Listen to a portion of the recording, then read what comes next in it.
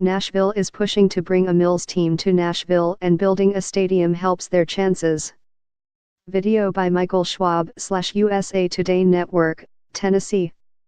Tennessee House Majority Leader Gerald McCormick laughs Tuesday, January 5, 2016, at the Chattanooga Times Free Press. Photo, Angela Lewis Foster /Times Free Press. Rep. Gerald McCormick, R. Chattanooga, filed a bill Monday that would require municipalities to hold a non-binding referendum election before property tax or sales tax revenue could be used to service debt on a professional sports team's stadium.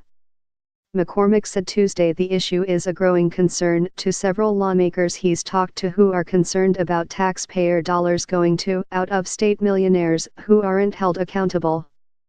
Still, by being a non-binding referendum, the local votes wouldn't dictate how tax dollars could be spent. The measure comes as Metro Nashville is vying for a Major League Soccer expansion team, and the city is working on a deal to finance the construction of a stadium for the team. But McCormick said his real inspiration, and what has ruffled the feathers of some lawmakers across the state, are things that have happened over at Nissan Stadium, home of the Tennessee Titans. I think I've heard from a lot of people who say we should get a good look at subsidies going to sports stadiums owned by millionaires not even from Tennessee, he said. You have an NFL football team we're subsidizing that has players that can't even take a lousy 2 minutes to stand up during the national anthem. McCormick alluded to NFL football players who have joined the Number-Takiani protests while the Star-Spangled Banner plays before games. More, why do NFL players protest during national anthem? A timeline, from Kaepernick to Trump.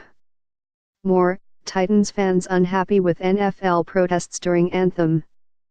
The NFL team has received criticism at times for not coming out for the national anthem and kneeling during it. Some lawmakers, such as State Sen.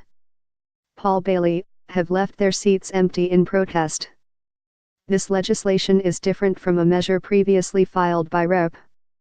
Judd Matheny that seeks to prohibit the state from providing state funding for professional sports organizations. Matheny's legislation was filed shortly after football players began kneeling during the anthem. But in regards to soccer, McCormick said since the Metro Council has already voted to sign off on a plan to use $225 million in revenue bonds for the soccer stadium project, the funds would most likely already be issued before the bill could go into effect. The bill was filed the day before the Beacon Center of Tennessee, a conservative think tank, called tax funds spent in 2017 on Nissan Stadium, home of the Tennessee Titans, one of the worst examples of government spending.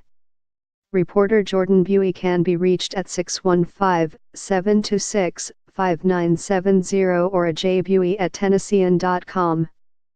Follow him on Twitter at Jordan Buey.